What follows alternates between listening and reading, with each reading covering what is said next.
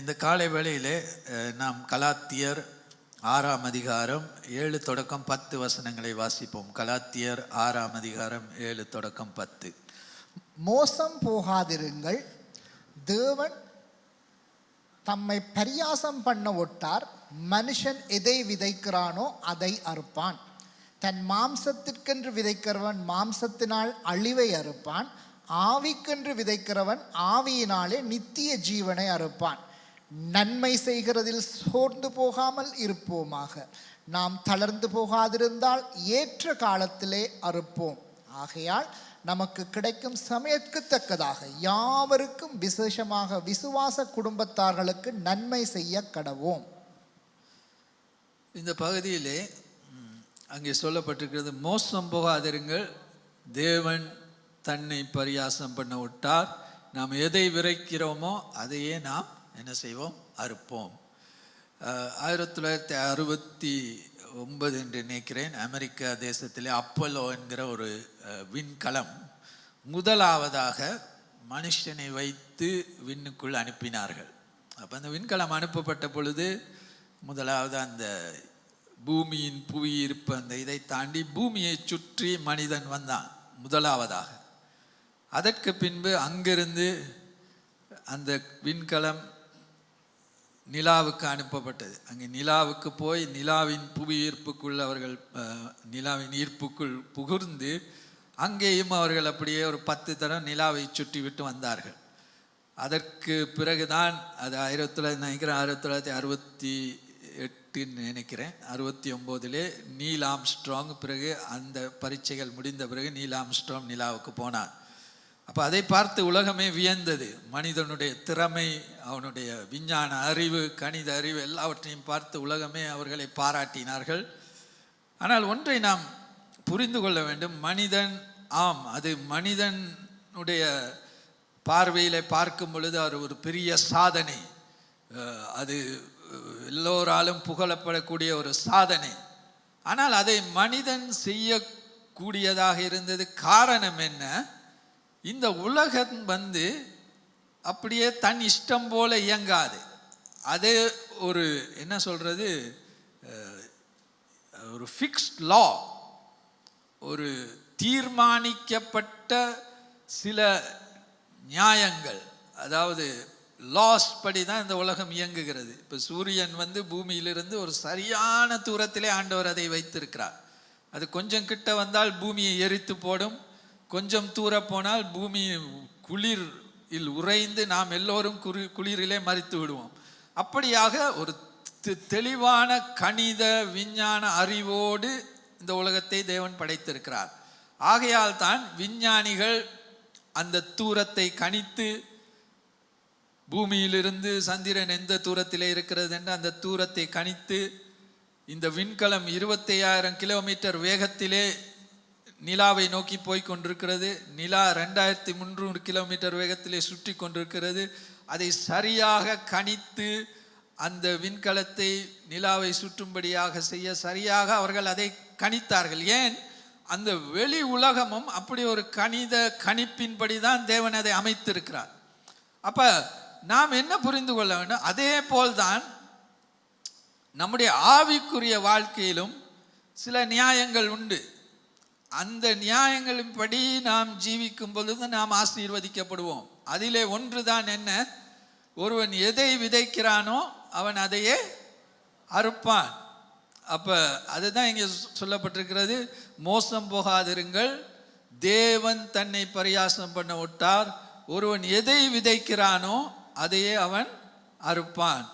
அப்போ நம்ம இந்த லா, இந்த நீதியோ நியமம் நம்முடைய எல்லோருடைய வாழ்க்கையிலும் எப்பொழுதுமே கிரியை செய்து கொண்டிருக்கிறது. அது அந்த தேவன் இந்த உலகத்தை படைத்து எப்படி பூமி அந்த சரியான வேகத்திலே சுற்றி கொண்டிருக்கிறதோ, நிலா எப்படி அங்கே அது ஒரு சரியான வேகத்திலே அதே போல தான் நம்முடைய வாழ்க்கையிலும் இந்த நீதி, தேவன் வைத்த இந்த நீதி கிரியை செய்து கொண்டே இருக்கும். என்னது? நாம் எதை விதைக்கிறோமோ அதை நாம் அறுப்போம். அது தமிழிலே ஒரு பழமொழி இருக்கிறது, என்ன? வினையை விதைத்தவன் வினையை அறுப்பான், திணையை விதைத்தவன் திணையை அறுப்பான் என்று தமிழிலே கூட ஒரு பழமொழி இருக்கிறது. ஆகையால் நாம் எதை விதைக்கிறோமோ அதையே நாம் அறுப்போம். இப்போ இந்த இடத்துல நம்முடைய வாழ்க்கையிலே தேவனுடைய பரிசுத்தாவியானவருடைய குணாதிசயங்களை நாம் நம்முடைய வாழ்க்கையிலே காண வேண்டும் என்றால், அங்கே அதே புஸ்தகத்திலே கலாத்தியர் 5ஆம் அதிகாரம் 22ஆம் வசனத்தை வாசிப்போம். ஆவியின் கனியோ அன்பு, சந்தோஷம், சமாதானம், நீடிய பொறுமை, தயவு, நற்குணம், விசுவாசம், சாந்தம், இச்சையடக்கம். இப்படிப்பட்டவைகளுக்கு விரோதமான பிரமாணம் ஒன்றுமில்லை. ஆமாம், அப்போ இங்கே பார்க்குறோம் இதெல்லாம் ஆவிக்குரிய கனிகள். இப்போ நம்ம வாசித்தது அன்பு, பொறுமை, நீடிய சமாதானம், சந்தோஷம், இவைகள் எல்லாம் எங்களுடைய வாழ்க்கையிலே இந்த கனிகள் நிறைந்து இவைகளை நாம் அறுவடை செய்ய வேண்டும் என்றால் நாம் ஆவியானவருக்கு விதைக்கிறவர்களாக இருக்க வேண்டும். நாம் மாம்சத்திலே விதைத்தோம் என்றால் இவைகள் ஒன்றையும் எங்களுடைய வாழ்க்கையிலே நாம் காண முடியாது. என்னத்தை காண முடியாது? அன்பு அங்கே இருக்காது, சந்தோஷம் இருக்காது, சமாதானம் இருக்காது, நீடிய பொறுமை இருக்காது, சாந்தம் இருக்காது, தயவு, இவைகள் ஒன்றுமே எங்களுடைய வாழ்க்கையிலே இருக்காது. நாம் நம்முடைய வாழ்க்கையிலே ஆவியானவருக்கு நாம் விதைக்காவிட்டால் இந்த கனிகளை எம்மால் அறுக்க முடியாது. அதற்கு பதிலாக நாம் என்னத்தை அறுப்போம்? அங்கே கலாத்தியர் 5ஆம் அதிகாரம் 19ஆம் வசனத்தை வாசிங்க. மாம்சத்தின் கிரியைகள் வெளியரங்கமாயிருக்கின்றன. அவையாவன விபச்சாரம், வேசித்தனம், அசுத்தம், காமவிகாரம், விக்கிரக ஆராதனை, பில்லி சூனியம், பகைகள், விரோதங்கள், வைராக்கியங்கள், கோபங்கள், சண்டைகள், பிரிவினைகள், மார்க்கபேதங்கள், பொறாமைகள், கொலைகள், வெறிகள், களியாட்டுக்கள் முதலானவைகளே. இப்படிப்பட்டவைகளை செய்கிறவர்கள் தேவனுடைய ராஜ்யத்தை சுதந்தரிப்பதில்லை என்று முன்னே நான் சொன்னது போல இப்பொழுதும் உங்களுக்கு சொல்லுகிறேன். அப்ப நம்ம மாம்சத்துக்கு விதைத்தோம் என்றால் இவைகள் எல்லாம் நம்முடைய வாழ்க்கையில இவைகளைத்தான் நான் அறுவடை செய்வோம். என்னது? மாம்ச இச்சை, காம இச்சைகள், பிரிவினைகள், சண்டைகள், கோபங்கள், இவைகள் எல்லாம் நம்முடைய வாழ்க்கையிலே அறுவடை செய்வோம். எப்படி? நாம் மாம்சத்துக்கு விதைத்தால். ஆகையால் மாம்சத்துக்கு விதைக்கிறவன் அப்படிப்பட்ட காரியங்களை அறுப்பான், ஆவிக்கு விதைக்கிறவன் ஆவியானவர் கொடுக்கிற கனிகளை அறுப்பான். இப்போ இந்த இடத்துல கலாத்தியர் புஸ்தகத்தை பார்க்கும் பொழுது அங்கே 6 அதிகாரங்கள் இருக்கிறது. அதிலே முதல் 2 அதிகாரத்திலே பவுல் தன்னுடைய அப்போஸ்தல ஊழியத்தை அநேகர் பவுலை அப்போஸ்தலனாக ஏற்றுக்கொள்ளவில்லை. ஏனென்றால் அவன் இயேசுவோடு 12 பேரில் ஒருவராக இருக்கவில்லை. பிறகுதான் அவனை அப்போஸ்தலனாக ஆண்டவர் நியமித்தார். ஆகையால் எப்பொழுதுமே பவுல் தான் தேவனால் நியமிக்கப்பட்ட அப்போஸ்தலன் என்று அவர் எப்பொழுதுமே உறுதிப்படுத்துவார். அப்போ முதல் 2 அதிகாரங்களிலே அதைத்தான் அவர் செய்கிறார். பிறகு 3ஆம் 4ஆம் அதிகாரத்திலே சுவிசேஷத்தை, சரியான சுவிசேஷம் என்றால் என்ன, அதை பவுல் உறுதிப்படுத்துகிறார். என்ன சுவிசேஷம் என்பது? விசுவாசத்தினால் கிருபையினால் நாம் ரட்சிக்கப்படுவது, அது கிரியையினால் அல்ல. ஏன்னா அந்த காலத்திலும் தவறான சுவிசேஷத்தை இப்போது போல் அநேகர் பிரசங்கித்துக் கொண்டிருக்கிறார். அது முடிந்து விட்டு 3, 4, 5, 6ஆம் அதிகாரத்திலே இந்த கிறிஸ்தவ வாழ்க்கையை நாம் எப்படி வாழுவது, இந்த கிறிஸ்தவ வாழ்க்கை, ஆண்டவர் கொடுத்திருக்கிற இந்த கிறிஸ்தவ வாழ்க்கை. அப்ப பவுல் என்ன சொல்லுகிறார்? ஆவியானவரை கர்த்தர் தேவன் உங்களுக்கு பரிசுத்த ஆவியானவரை கொடுத்திருக்கிறார். அந்த பரிசுத்த ஆவியானவர் உங்களுக்குடைய வாசம் செய்கிறார். நீங்கள் ஆவியானவருக்கு ஆவியிலே நடந்தால் நீங்கள் ஆவியின் கனிகளை அறுவடை செய்வீர்கள். மாம்சத்திலே நடந்தால் மாம்சத்தின் கனிகளை அறுவடை செய்வீர்கள். அப்ப நாங்க இது எதேச்சையாக இது ஒரு நீதி, அதாவது இது ஒரு ஃபிக்ஸ்ட் லா. அதாவது இயற்கையிலே அந்த ஆண்டவர் நீதிகளை வைத்திருக்கிறது போல் ஆவிக்குரிய ஜீவியத்திலும் இந்த நீதி எப்பொழுதுமே நம்முடைய வாழ்க்கையிலே கிரியை செய்து இதை மாற்றவே முடியாது. நாம் பெரிய ஒரு பிரசங்கியார் நம்முடைய கையிலே தலையை கை வைத்து ஜெபித்தாலும் நாம் பிறகு வெளியிலே போய் மாம்சத்துக்கு விதைத்து கொண்டிருந்தால் மாம்சத்தை தான் அறுப்போம். ஆவியானவருக்கு விதைத்தால் ஆவியின் காரியங்கள் நம்முடைய வாழ்க்கையிலே நாம் ஆவியின் காரியங்கள். அநேகர் இன்றைக்கு என் வாழ்க்கையிலே பரிசுத்தம் இல்லை, என்னுடைய வாழ்க்கையிலே ஆண்டவருக்கு பிரியமாக என்னால் வாழ முடியவில்லை, ஆவியின் கனிகள் இல்லை என்று நாம் கவலைப்பட்டால் முதலாவது நாம் பார்க்க வேண்டும், நான் எண்ணத்தை விதைக்கிறேன். என்னுடைய வாழ்க்கையிலே நான் எண்ணத்தை விதைக்கிறேன், மாம்சத்தை விதைக்கிறேனா, மாம்சத்துக்குரிய காரியங்களை விதைத்து கொண்டிருக்கிறேனா? அப்படி என்றால் ஒரு நாளும் ஆவியின் கனிகளை அறுவடை செய்ய முடியாது. அங்கே கேரட்டை விதைத்தால் கேரட் தான் வரும், கிழங்கை விதைத்தால் கேரட் வராது. அப்போ எதை விதைக்கிறோமோ அதுதான் நமக்கு அறுவடையாக கிடைக்கும். ஆகையால் நாம் இன்றைக்கு என்ன தீர்மானம் எடுக்க வேண்டும்? முதலாவது நம் எண்ணத்தை அறுவடையை கர்த்தர் பார்த்து கொள்வார், ஆனால் எண்ணத்தை நாம் விதைக்கிறோம் என்பது மிகவும் முக்கியம்.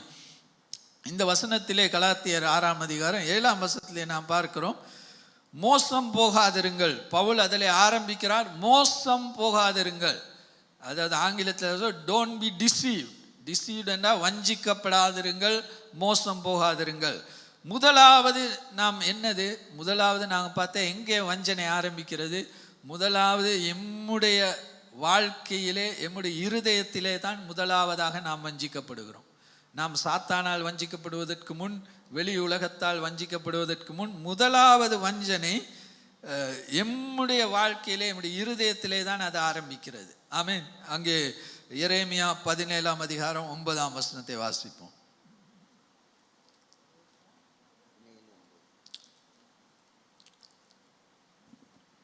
எல்லாவற்றை பார்க்கிலும் இருதயமே திருக்குள்ளதும் மகா கேடுள்ளதுமாயிருக்கிறது, அதை அறியத்தக்கவன் யார்?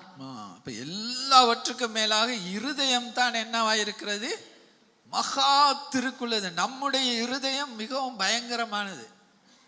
அப்போ அது ஹார்ட் டிரான்ஸ்பிளான்ட் பண்ணி தான் அந்த இருதயத்தை மாற்றணும். அப்போ என்ன ரட்சிக்கப்பட்டவுடன் ஆண்டவர் என்ன செய்கிறாரோ, அந்த பழைய இருதயத்துக்கு பதிலாக ஆண்டவர் சொன்ன, நான் உனக்கு ஒரு புதிய இருதயத்தை நான் தருகிறேன். அப்போ ஆனால் என்ன செய்வோம், சில நேரம் நாங்கள் அந்த பழைய இருதயத்தின்படியே அப்போ முதலாவது நம்முடைய வஞ்சனை எங்களுக்குள்ளே தான் இருக்கிறது.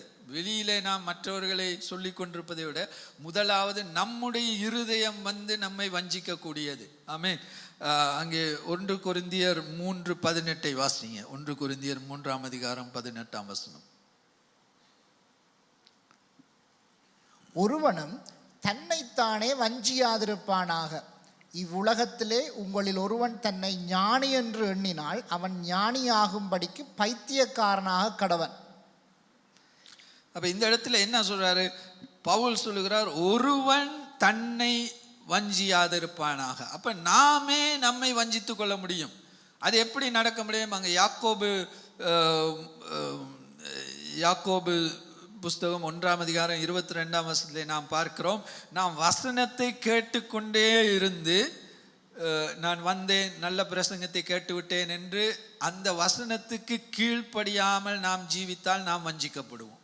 இப்போ வசனத்தை கேட்கிறது நல்ல, சபைக்கு அந்த வசனத்தை வாசிக்கிறீங்களா? சாப்டர் ஜேம்ஸ் யாக்கோபு 1ஆம் அதிகாரம் 22ஆம் வசனம். அல்லாமலும் நீங்கள் உங்களை வஞ்சியாதபடிக்கு திருவசனத்தை கேட்கிறவர்களாய் மாத்திரமல்ல, அதன்படி செய்கிறவர்களாயும் இருங்கள். அப்போ முதலாவது நாங்கள் திருவசனத்தை கேட்கிறவர்களாக மாத்திரம் இருந்தால் நாம் வஞ்சிக்கப்படுவோம். இப்போ அநேகர் ஒரு பிரசங்கத்தை கேட்டுவிட்டால் நான் தேவனை திருப்திப்படுத்தி விட்டேன் என்று யோசிக்கிறார்கள். ஆனால் ஒரு பிரசங்கத்தை கேட்பதனால் தேவன் சந்தோஷப்படுவதில்லை. நாம் அந்த பிரசங்கத்தை கேட்டு, இல்லாட்டால் அந்த வசனத்தை வாசித்து, இல்லாவிட்டால் நான் இன்றைக்கு காலையிலே பைபிளை வாசித்து விட்டேன், இன்றைக்கு ஒரு அதிகாரத்தை படித்து விட்டேன் என்று நம்மை நாமே திருப்திப்படுத்திக் கொள்ளலாம். ஆனால் தேவன் அதன் மூலமாக திருப்திப்படுவதில்லை. நாம் ஒரு வசனத்தை வாசித்து அந்த வசனத்துக்கு கீழ்ப்படிந்தால் அதன் மூலமாக நாம் சத்தியத்திலே நடக்கிறோம், நாம் வஞ்சிக்கப்பட மாட்டோம். ஆனால் நாம் பிரசங்கத்தை கேட்டு விட்டோம், வசனத்தை நான் வாசித்து விட்டேன் என்று என்னை திருப்திப்படுத்தி கொண்டு வசனத்துக்கு கீழ்ப்படியாவிட்டால் பைபிள் என்ன சொல்லுகிறது? நாம் நம்மை நாமே வஞ்சிக்கிறோம். அப்போ நாம் இது இலகுவாக நாம் வஞ்சனையிலே விழுந்து விடுவோம், சாத்தானுடைய வந்தலிலே விழுந்து விடுவோம். ஆகையால் முதலாவது மோசம் போகாதிருங்கள் என்றால், அந்த மோசம் போவது எங்களுடைய இருதயம் எங்களை மோசம் போக்கும்.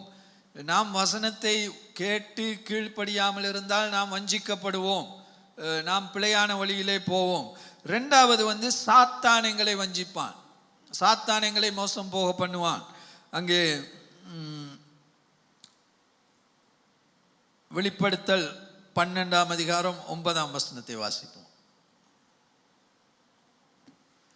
உலகம் அனைத்தையும் மோசம் போக்குகிற பிசாசு என்றும் சாத்தான் என்றும் சொல்லப்பட்ட பழைய பாம்பாகிய பெரிய வலுசர்ப்பம் தள்ளப்பட்டது, அது பூமியிலே விழத் தள்ளப்பட்டது, அதனோட கூட அதை சேர்ந்த தூதரும் தள்ளப்பட்டார்கள்.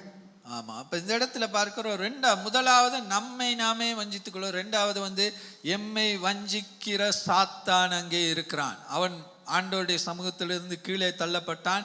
ஆண்டவருடைய வார்த்தைக்கு கீழ்ப்படியாதபடியால் சாத்தான் எப்பொழுதும் எம்மை வஞ்சிக்க பார்த்து கொண்டிருக்கிறான். அப்போ முதலாவது உங்களுடைய இருதயத்தை முதல்ல நீங்க காத்துக்கொள்ளணும். எப்படி? வசனத்தை வாசிச்சு வசனத்துக்கு கீழ்ப்படியணும். ரெண்டாவது நான் தெரிந்து கொள்ள வேண்டும், சாத்தான் எப்பொழுதும் ஏவாளை ஏதேன் தோட்டத்திலே வஞ்சித்தான்.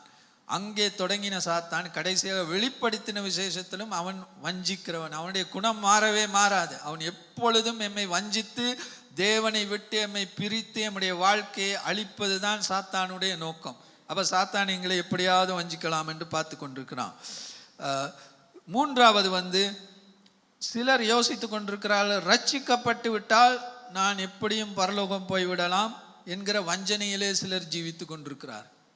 அது மூன்றாவது வஞ்சனை. நான் வாசிப்போம் 1 கொரிந்தியர் 6ஆம் அதிகாரம் 9-10 வசனங்கள்.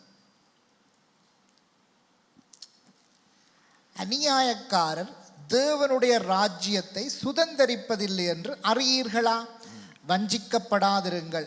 வேசி மார்க்கத்தாரும் விக்கிரக ஆராதனைக்காரரும் விபச்சாரக்காரரும் சுய புணர்ச்சிக்காரரும் ஆண் புணர்ச்சிக்காரரும் திருடனும் பொருளாசைக்காரரும் வெறியரும் உதாசீனரும் கொள்ளைக்காரரும் தேவனுடைய ராஜ்யத்தை சுதந்தரிப்பதில்லை. அப்ப இங்க என்ன சொல்றார் ஆண்டவர்? இப்போ இதை கேட்டு பயந்துட வேணாம். அதாவது என்ன நான் சொல்றேன்னா, நாம் சில நேரம் என்ன செய்வோம், சிலர் உண்மையான ரட்சிப்புக்குள் வராமல் தன்னைத்தானே நான் ரட்சிக்கப்பட்டு விட்டேன் என்கிற ஒரு வஞ்சனையிலே ஜீவித்து கொண்டிருப்பார்கள். எப்படி அதை கண்டுபிடிக்க முடியும்? இந்த மாதிரியான பாவத்தை திரும்ப திரும்ப திரும்ப செய்து கொண்டே இருப்பார்கள். அதாவது ஒரு ரட்சிக்கப்பட்ட ஒருவன் ஒரு முறை பாவத்திலே 2 முறை விழுந்தால் உடனே அவன் மனம் திரும்பி மன்னிப்பு கேட்டு திரும்பவும் ஆண்டவரிடத்திலே வந்து விடுவான். ஆனால் இங்கே பவுல் என்ன சொல்லுகிறார்? இப்படிப்பட்ட காரியங்களை தொடர்ந்து செய்து கொண்டிருந்தால் நீங்கள் தேவனுடைய ராஜ்யத்தை சுதந்தரிக்க மாட்டீர்கள். அப்படி நான் தொடர்ந்து ஒரே இதில் அப்படியே அதே பயங்கரமான பாவங்களை நான் செய்து கொண்டிருந்தோம்ல, கர்த்தர் எங்களுடன் வாசம் செய்கிறாரா? நான் உண்மையாக ரட்சிக்கப்பட்டு விட்டேனா? இல்லாவிட்டால் என்னுடைய ரட்சிப்பை குறித்து நான் வஞ்சிக்கப்பட்டிருக்கிறேனா என்பதை நாம் சிந்தித்து பார்க்க வேண்டும். ஏன் பவுல் என்ன சொல்லுகிறார்? இப்படிப்பட்ட காரியங்கள். அந்த இதை திரும்ப வாசிங்க பார்ப்போம். அந்த 1 கொரிந்தியர் 6ஆம் அதிகாரம் 9-10 திரும்ப வாசிப்போம். அதை அநியாயக்காரர் தேவனுடைய ராஜ்யத்தை சுதந்தரிப்பதில்லை என்று அறியீர்களா? அப்ப பாருங்க, அநியாயக்காரர் தேவனுடைய ராஜ்யத்தை யார் இந்த அநியாயக்காரர்கள்? இவைகள் எல்லாவற்றையும் செய்கிறவர்கள். அதை திரும்ப வாசிப்போம். அது என்ன? வஞ்சிக்கப்படாதிருங்கள்.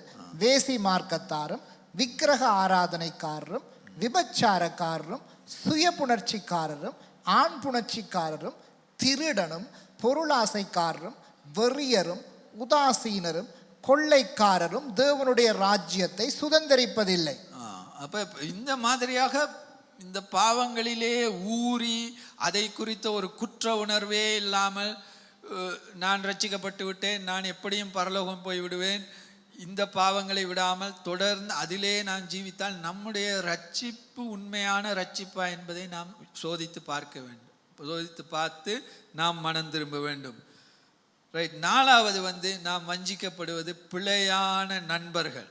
பிழையான நண்பர்களோடு நாம் அதிக நேரத்தை செலவழித்து கொண்டிருந்தால், உலக பிரகாரமான நண்பர்களோடு அதிக நேரத்தை செலவழித்து கொண்டிருந்தால் நாம் என்ன செய்வோம்? மோசம் போவோம், வஞ்சிக்கப்படுவோம். 1 கொரிந்தியர் 15ஆம் அதிகாரம் 33ஆம் வசனத்தை வாசிப்போம்.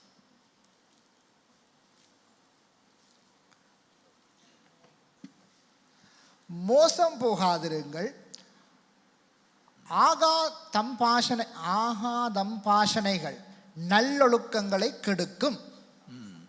ஆகாத சம்பாஷணைகள் நல்லொழுக்கங்களை கெடுக்கும். மோசம் போகாதிருங்கள்னா வஞ்சிக்கப்படாதிருங்கள். ஆகாத சம்பாஷணைகள்னா ஆகாத நண்பர்கள். அந்த ஆகாத நண்பர்களோடு நாம் சேர்ந்தால் என்ன நடக்கும்? நாம் அவர்களுடைய இன்ஃப்ளூயன்ஸுக்கு நாம் ஆளாக்கப்படுவோம். அங்கே பாபிலோன் தேசத்திலே பல யூதர்கள் அடிமைகளாக கொண்டு போகப்பட்டார்கள். அதிலே தானியேல், ஷாத்ராக், மேஷாக், ஆபேத்நேகோ, இந்த 4 பேரும் தானியேலுக்கு அந்த 3 நல்ல ஆவிக்குரிய நண்பர்களாக இருந்தார்கள். அப்போ எனக்கு நான் ரட்சிக்கப்பட்ட பிறகு தான் எனக்கு நல்ல ஆவிக்குரிய நண்பர்கள் கிடைத்தார்கள். பாடசாலையில் படிக்கும் பொழுது நான் வீட்டை விட்டு ரொம்ப தொலைவிலே போர்டிங்கில் இருந்து படித்தனால் எல்லாம் கெட்ட நண்பர்கள் தான். ஆகையால் நான் ஓ லெவல் கூட ரொம்ப கஷ்டப்பட்டு தான் பாஸ் பண்ணேன். ஏன்னா இந்த கெட்ட நண்பர்களோடு அங்கே கிளாஸ் ரூமில் கடைசி அந்த ரோவில் உட்கார்ந்து டீச்சர்ஸ் மாதிரி கிண்டல் பண்ணி கொண்டு படிக்காமல் இப்படியாக நாட்களே கடைசியாக ஒரு மாதிரி தடுமாறி படித்து அங்கே மாஸ்டர் அவர்கள் எங்களுடைய பேப்பரை மார்க் பண்ணாலே சில நேரம் மார்க் பண்ணவே மாட்டார்கள். அங்கே ஒன்றுமே இருக்காது, ஒன்றும் எழுத மாட்டோம். அப்படியாக ஏன் காரணம் என்ன? பிழையான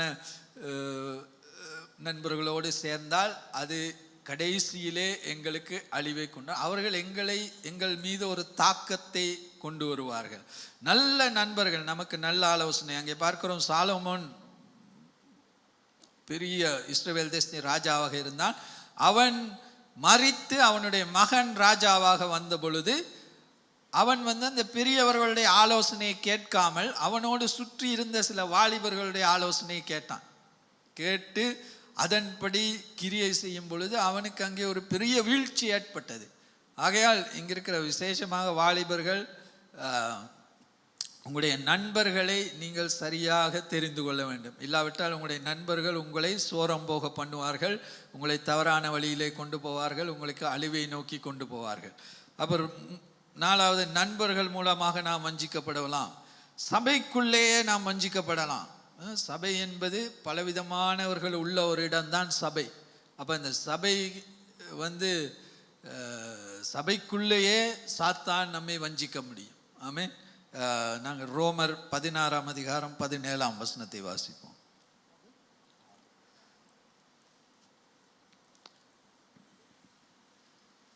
அன்றியும் சகோதரரே, நீங்கள் கற்றுக்கொண்ட உபதேசத்திற்கு விரோதமாய் பிரிவினைகளையும் இடரல்களையும் உண்டாக்குறவர்களை குறித்து எச்சரிக்கையாயிருந்து அவர்களை விட்டு விலக வேண்டும் என்று உங்களுக்கு புத்தி சொல்லுகிறேன்.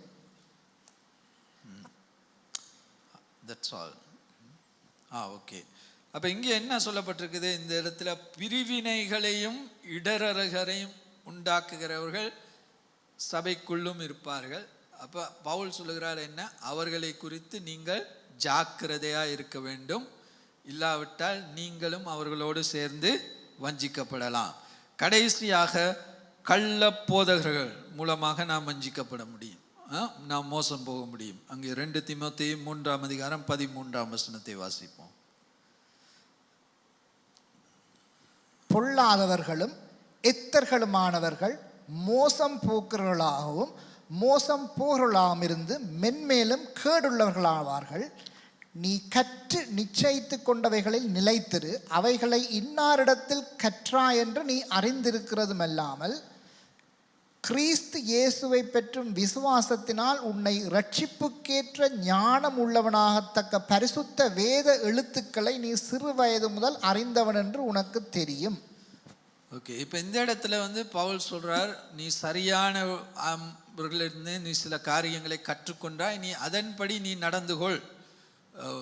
ஏனென்றால் கடைசி நாட்களிலே வஞ்சிக்கிறவர்கள், கள்ள போதகர்கள், கள்ள தீர்க்கதரிசிகள், கள்ள அப்போஸ்தலர்கள் இப்படியா கடைசி நாளிலே அதிகமாய் பெருகி காணப்படுவார்கள். அவர்கள் என்ன செய்வார்கள்? உங்களுடைய காதுகள் கேட்க ஆசைப்படும் காரியங்களையே உங்களுக்கு பேசிக் கொண்டிருப்பார்கள். அப்படியாகத்தான் கள்ள தீர்க்கதரிசிகள் ஜனங்களை தங்களிடத்திலே கவர்ந்து கொள்வது எப்படி? நாம் விரும்பின காரியங்களையே பேசுவது. அப்படி என்றால் என்ன? கர்த்தர் உன்னை ஆசீர்வதிப்பார். என்ன? பாவத்தை பற்றியே பேச மாட்டார்கள். நீ மனம் திரும்ப வேண்டும், பாவத்தை விட வேண்டும், பரிசுத்தமாக வாழ வேண்டும், தேவனுக்கு பிரியமாக ஜீவிக்க வேண்டும், இதையெல்லாம் ஒன்றுமே சொல்லாமல் பணத்தை பற்றியும் கர்த்தர் உன்னை ஆசீர்வதிப்பார், நீ இருக்கிற பாவத்திலேயே தேவனுடைய கிருபை உன்னை காத்து கொள்ளும், நீ எப்படியும் பரலோகம் போய் செய்வாய், இப்படியாக தவறான போதனைகளை பேசுகிற கள்ள தீர்க்கதரிசிகள் அநேகமாக பெருகி காணப்படுவார்கள். அப்போ கடைசி நாட்களிலே இவர்கள் மூலமாக நாம் வெகு இலகுவாக வேதத்திலே நாம் புரிந்து கொள்ள அநேகர் இவர்களை பின்பற்றி போவார்கள். ஒரு சிலர் அல்ல, அநேகர் அவர்களை பின்பற்றி போவார்கள். அவர்கள் அநேகரை தங்களை சுற்றி வைத்து கொள்வார்கள். இப்படி தவறான போதனைகள், அவருடைய போதனைகளை அங்கே வேதம் சொல்லுகிறது ஆங்கிலத்திலே அவைகள் என்ன, doctrines of demons. Doctrines of demons என்றால் டீமன் என்றால் அந்த அசுத்த ஆவிகளின் உபதேசம். அவைகள் எங்கே இருந்து வருகிறது? நரகத்தில் இருந்து வருகிறது, ஆவியானவரிடத்திலிருந்து வரவில்லை. ஆனால் அவர்கள் ஒளியின் தூதனை போல் வருவார்கள், அவர்கள் அழகாக பேசுவார்கள். எப்படி ஏவாள் ஏதேன் தோட்டத்திலே வஞ்சிக்கப்பட்டால் அநேகர் நினைத்து கொண்டிருக்கிறார்கள் என்ன இந்த சர்ப்பம், இப்போ நம்ம பார்க்கிற சர்ப்பத்தை போல அங்கே பாம்பு வந்து அவளை வஞ்சித்து விட்டது. அப்படி அல்ல. அந்த நேரத்திலே அந்த ஒளியின் தூதன் அந்த சர்ப்பத்தின் உருவத்தை எடுத்தபோது அது மிகவும் அழகாக, பார்ப்பதற்கு அழகாக இருக்கும், கவர்ச்சியாக இருக்கும். அதனுடைய பேச்சு, அந்த சர்ப்பத்தினுடைய பேச்சு அவ்வளவு கவர்ந்து ஈர்க்கக்கூடிய ஒரு பேச்சு, இலகுவா. அப்ப இந்த கள்ள போதர கள்ள தீர்க்கதரிசி அழகாக உடுத்தி அவர்கள் தேவ தூதர்களை போல் தான் வருவார்கள். அவர்கள் 2 கொம்பை வைத்து கொண்டு அங்கே சாத்தானை போல் வரமாட்டார்கள். அப்ப அவர்கள் பேசுகிற அந்த பேச்சு நய வசனிப்பினாலே, தீமோத்தேயு புஸ்தகம், நய வசனிப்பினாலே அவர்கள் உங்களை வஞ்சிப்பார்கள். அப்ப இந்த மாதிரியாக அவர்கள் நம்மை மோசம் போக பண்ணுவார்கள். அப்ப கலாத்தியர் அந்த இதுல பவுல் என்ன சொல்கிறார்? அவர்களை நாம் பின்பற்றி போகும் பொழுது அவர்கள் அநேகர் மாம்சத்துக்கு விதைக்கிறவர்கள். அவர்களை பற்றி வேதம் சொல்லுவது அவர்கள் தற்பிரியர், பணப்பிரியர், தன்னைத்தானே உயர்த்தி கொள்ள விரும்புகிறவர்கள், இப்படியானவர்களைத்தான் ஃபால்ஸ் டீச்சர்ஸ். அப்போ இவர்களிலிருந்து நாம் பாதுகாக்கப்பட வேண்டும். அப்போ இந்த கலாத்தியர் 6ஆம் அதிகாரம் 7ஆம் வசனத்தை திரும்ப ஒரு வாசிப்போம். மோசம் போகாதிருங்கள், தேவன் தம்மை பரியாசம் பண்ண ஒட்டார், மனுஷன் எதை விதைக்கிறானோ அதையே அறுப்பான். அப்போ முதலாவது மோசம் போகாதிருங்கள். அதைத்தான் இப்போ எல்லாம் சொல்லிட்டேன் நான். எத்தனை விதங்களில் நீங்கள் மோசம் போகலாம். கெட்ட நண்பர்கள், சாத்தான் உங்களை மோசம் போக பண்ணால் உங்களுடைய இருதயமே உங்களை மோசம் போக பண்ணும். கெட்ட நண்பர்கள் உங்களை மோசம் போக பண்ணுவார்கள். சபையில் உள்ள பிரிவினை தூண்டுகிறவர்கள் உங்களை மோசம் போக பண்ணுவார்கள். கள்ள தீர்க்கதரிசிகள், கள்ள போதகர்கள் எல்லாரும் உங்களை மோசம் பண்ணுவார்கள். 2வது தேவன் தன்னை பரியாசம் பண்ண ஒட்டார். அப்படின்னா என்ன? அநேகர் என்ன நினைத்து கொண்டிருக்கிறார்கள்? இந்த சில பிள்ளைகள் என்ன செய்வாங்க, அப்பா அம்மாவுக்கு தெரியாது தானே, நான் எப்படியாவது இந்த குழப்பங்களை செய்து பாவங்களை செய்து வீட்டிலே போய் நல்ல பிள்ளையை போல் நான் இருந்து விடுவேன் என்று சில பிள்ளைகள் அப்படி செய்வார்கள். நாங்கள் எல்லோரும் அப்படி செய்திருக்கிறோம். அதே மாதிரி சிலர் தேவனை பற்றி யோசித்து கொண்டிருக்கிறார்கள். நான் இவைகள் எல்லாவற்றையும் செய்து தேவனையும் ஏமாற்றி நான் இப்படியாவது பரலோகத்துக்கும் போய்விடலாம். ஆனால் தேவன் தன்னை பரியாசம் பண்ண ஒட்டார். அப்படி என்றால் நாம் தேவனை அவமானப்படுத்தலாம், அவருடைய வசனத்தை அவமதிக்கலாம், எல்லாம் செய்யலாம். ஆனால் தேவன் எல்லாவற்றையும் பார்த்து கொண்டிருக்கிறார். அவரை நாம், அதன் அர்த்தம் என்ன? தேவனோடு நாம் விளையாட முடியாது, தேவனை நாம் ஏமாற்ற முடியாது. அவர் கண்களிலே மண்ணை தூவி விட்டு நான் இவைகளை எல்லாம் செய்து நான் எப்படி அவரையும் ஏமாற்றி நான் பரலோகத்துக்குள் நுழைந்து விடுவேன், அப்படியெல்லாம் நாம் சிந்திக்க முடியாது. ஏனென்றால் தேவன் எல்லாவற்றையும் அறிகிற தேவன், எல்லாவற்றையும் அவர் பார்த்து கொண்டிருக்கிறார். அவரை நாம் பரியாசம் பண்ண முடியாது. இந்த ஜூட் verse 17 அதை வாசிப்போமா? ஜூட் இஸ் தமிழ்ல என்னது? யூதா 17ஆம் வசனம். நீங்களோ பிரியமானவர்களே, நம்முடைய கர்த்தராகிய இயேசு கிறிஸ்துவின் அப்போஸ்தலரால் முன் சொல்லப்பட்ட வார்த்தைகளை நினைவு கூறுங்கள்.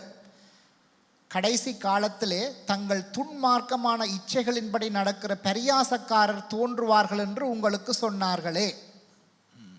தொடர்ந்து வாசிங்க. இவர்கள் பிரிந்து போகிறவர்களும் ஜென்ம சுபாவத்தாரும் ஆவி இல்லாதவர்களுமாமே. நீங்களோ பிரியமானவர்களே, உங்கள் மகா பரிசுத்தமான விசுவாசத்தின் மேல் உங்களை உறுதிப்படுத்தி கொண்டு பரிசுத்த ஆவிக்குள் ஜெபம் பண்ணி தேவனுடைய அன்பிலே உங்களை காத்து கொண்டு நித்திய ஜீவனுக்கு ஏதுவாக நம்முடைய கர்த்தராகிய இயேசு கிறிஸ்துவினுடைய இரக்கத்தை பெற காத்திருங்கள். ஓகே, அப்போ இந்த இதில் அப்போ இந்த 17ஆம் வசனத்தில் நான் வாசிச்சோம், இந்த லாஸ்ட் டேஸ், இந்த கடைசி நாட்களில் பரியாசம் பண்ணுகிறவர்கள் அநேகம் இருப்பார்கள். அப்படி என்றால் என்ன? தேவன் இப்பொழுது வரப்போவதில்லை, இயேசு எங்கே வரப்போகிறார், நாம் இஷ்டம் போல் நாம் ஜீவிக்கலாம், நாம் விருப்பம் போல் நாம் ஜீவிக்கலாம். ஆனால் நான் என்ன சொல்லுகிறேன், நாம் தெளிவாக புரிந்து கொள்ள வேண்டும், தேவன் தன்னை பரியாசம் பண்ண விட்டார். நாம் அங்கே நாம் எதை அடுத்ததாக நாம் பார்க்கிறோம், நாம் வஞ்சிக்கப்படக்கூடாது. நாம் எதை விதைக்கிறோமோ அதைத்தான் நாம் அறுப்போம். நாம் மாம்சத்துக்கு விதைத்தோம் என்றால் மாம்சமான காரியங்களை தான் நான் அறுவடை செய்ய முடியும். அப்போ இன்றைக்கு அநேகர் சில நேரம் நாங்கள் மாம்சத்துக்கு விதைத்து விட்டு, ஏன் எனக்கு இந்த பிரச்சனை இருக்கிறது, ஏன் நான் இந்த பாவத்திலிருந்து எனக்கு ஏன் வெற்றி இல்லை, இந்த பிரச்சனை ஏன் எனக்கு இருக்கிறது, ஏன் என்னுடைய வாழ்க்கையிலே சமாதானம் இல்லை, சந்தோஷம் இல்லை. ஆண்டவர் சொல்லுகிற அந்த சமாதானம், சந்தோஷம், நீடிய பொறுமை, சாந்தம், தயவு, இவைகள் எல்லாம் என்னுடைய வாழ்க்கையிலே இல்லையே, ஏன் நான் இப்படியாக பிரச்சனையில் இருக்கிறேன் அப்படின்னா, முதலாவது நான் பார்க்கணும், நான் என்ன விதையை விதைத்து கொண்டிருக்கிறேன், என்னுடைய வாழ்க்கையிலே நான் சரியான விதையை விதைக்கிறேனா? சரியான விதையை விதைத்தால் நிச்சயமாக அறுவடை உண்டு. ஆவியின் கனிகள், அந்த அறுவடை நிச்சயமாக நம்முடைய வாழ்க்கையில் இருக்கும். ஆண்டவர் இன்றைய காலையிலே நாம் பாடினோம், என்ன சொல்றது, ஆனந்தத்தின் தைலத்தால் தேவன் என்னை அபிஷேகம் பண்ணுவார். நிச்சயமாக தேவன் அபிஷேகம் பண்ணுவார். ஆனந்த தைலத்தினாலே ஆண்டவர் உங்களை அபிஷேகம் பண்ணுவார். ஆனால் அதற்கான விதையை நாம் போட வேண்டும். விதையை போடாமல் ஆனந்த தைலத்திலே அபிஷேகம் பண்ணுவேன் என்று பாடிக்கொண்டிருந்தால் அங்கே ஆனந்தம் வராது. அதற்கான ஆவிக்குரிய விதையை விதைக்க வேண்டும். விதைக்கும் பொழுது தான் அதை அறுவடை செய்ய முடியும். அதை விட்டு கிழமை நாட்களிலே மாம்சத்துக்கே நாம் விதைத்து கொண்டிருந்தோம் என்றால் அறுவடையும் மாம்சமாகத்தான் அமையும், ஆவியாக அது இருக்காது. ஆகையால் நாம் இதை தெளிவாக புரிந்து கொள்ள வேண்டும். அப்போ 2 தீர்மானம். ஒன்று, நான் தீர்மானம் எடுக்கலாம். என்ன தீர்மானம்? ஒவ்வொரு நாளும் நாம் இருக்க, இன்றைக்கு நான் ஆவியிலே நடக்க போகிறேனா, மாம்சத்திலே நடக்க போகிறேனா, மாம்சத்தின் இச்சைக்கு இடம் கொடுக்க போகிறேனா, ஆவியானவருக்கு நான் இடம் கொடுக்க போகிறேனா, வசனத்துக்கு கீழ்ப்படிய போகிறேனா, இல்லாவிட்டால் என்னுடைய இஷ்டப்படி நான் செய்ய போகிறேனா. அங்கே சவுலுக்கு ஆண்டவர் ஒரு கட்டளையை கொடுத்தார். என்ன? நீ அமலேக்கியரை போய் அழித்து சகலத்தையும் நீ அழித்து போடு. ஆனால் அவன் என்ன சொன்னான்? ஆண்டவர் சொல்லிவிட்டார் என்று ஆண்டவருடைய வார்த்தைக்கு அரை குறையாக கீழ்ப்படிந்து சில நல்ல ஆடுகளையும் மாடுகளையும் அவன் அங்கே விட்டு வைத்தான். அந்த வார்த்தைக்கு கீழ்ப்படியாதபடியினால் சவுளுடைய வாழ்க்கையிலே அங்கே அவன் என்னத்தை அறுவடை செய்தான்? அங்கே கீழ்ப்படியாமே அவன் விதைத்தபடியால் அவனுக்கு ஆசீர்வாதம் இல்லாமல் போனது. அவன் இஸ்ரவேல் தேசத்தின் ராஜாவாக இருந்தான். ராஜ்ய பாரத்தை இழந்தான். இஸ்ரவேல் அந்த தேசத்தை இழந்தான். அவனை ஒரு அசுத்த ஆவி அவனை பற்றி கொண்டது. கடைசியிலே அந்த அமெரிக்கர் கையிலேயே அவன் உயிர் மாய்ந்து போனதை நாம் பார்க்கிறோம். அப்போ நாம் ஆண்டவர் ஒரு காரியத்தை சொல்லும் பொழுது அந்த வசனத்துக்கு கீழ்ப்படியாமல் நாம் இஷ்டம் போல் நாம் அங்கே போய் ஜீவிக்கும் பொழுது அதன் பலனை நாம் அறுவடை செய்ய வேண்டும். சில நேரத்தில் நாம் பார்க்கிறோம், தாவீது, இந்த என்கவுண்டர்ல எல்லாம் நீங்க படிச்சிருப்பீங்க, தாவீது தேவனுக்கு ஏற்ற மனிதன், தேவனுடைய இருதயத்துக்கு ஏற்ற மனிதன் தாவீது. ஆனால் அவன் என்னத்தை விதைத்தான்? விபச்சாரத்தை விதைத்தான், கொலை என்கிற விதையை விதைத்தான், எல்லாவற்றையும் விதைத்தான். கடைசியாக தேவன் தாவீதை மன்னித்தார். அவனுக்கு மன்னிப்பு கிடைத்தது. ஆனால் அவன் விதைத்ததை அவன் அறுவடை செய்ய வேண்டிய சூழ்நிலை ஏற்பட்டது. அவனுடைய குடும்பத்திலே பல பிரச்சனைகள். தாவீத குடும்பத்திலே அவனுடைய மகன் ஒருவன் தாவீதுக்கு எதிராக அவனுடைய மகனே எழும்பி தாவீதை கொலை செய்ய அங்கே விரட்டி கொண்டு போனான். அவனுடைய குடும்பத்திலே 2 மகன்மா ஒருவர் கொலை செய்து கொண்டார். அப்படியாக குடும்பத்திலே பலவிதமான பிரச்சனை தாவீதுக்கு. ஏன்? அவன் பிழையான விதைகளை விதைத்தான். ஆமாம், தேவன் அவனை மன்னித்து விட்டார். இப்போ இங்கே பாவம் செஞ்சுட்டு கம்யூனியனில் முன்ன மன்னிப்பு கேட்டால் ஆண்டவர் மன்னிப்பார். ஆனால் சில நேரங்களில் விதைத்ததை நாம் அறுக்க வேண்டி வரும்.